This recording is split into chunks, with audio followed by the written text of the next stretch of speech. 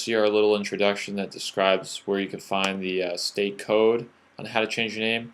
But we're going to try to make it as easy as possible. And we've got it down to 5 steps. Now, step 1, you want to fill out a name change petition for Connecticut. Now, if you click that, it looks a little bit like this. And it's just very self-explanatory. You want to change your name. It'll ask you for your name that you have now, what you want to change to, date of birth, all this happy stuff. But the only tricky thing that you want to watch out for is that this sheet has to be notarized. So you want to fill this all in until you have to sign it, and you don't want to sign it until you get in front of a notary. You're also going to have to fill out what is called a Connecticut name change affidavit. Now this, if you click this, it looks a little bit like this. And what this is just another form that's going to ask you a couple of questions on how to change your name. Again, this has to be notarized, so you don't want to sign.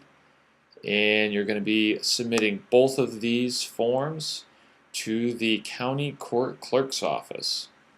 Now, if you don't know where your county court clerk's office is, you're in luck, because all you have to do is click on this link and we give you a nice alphabetical list of the courts.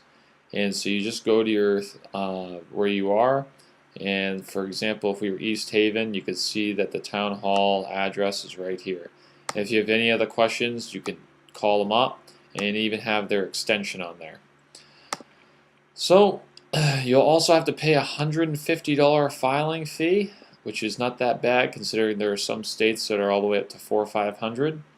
And you'll be given a case number and a date where you'll be asked to come back for maybe a court hearing, or if you were just married or divorced, most of the time the court will just give you your name change decree. You don't really have to show up for court. But if the court asks and they want you to be there, then that's a whole nother story. You have to show up. And basically that's it. If they ask you to go to court, then they'll give you what's called a name change decree. That's D-E-C-R-E-E, name change decree. And that will be your official certificate for changing your name at the DMV, passport agency, banks, anywhere. That's the form that you're really looking for. So once you complete these steps, that's it. You have changed your name in the state of Connecticut.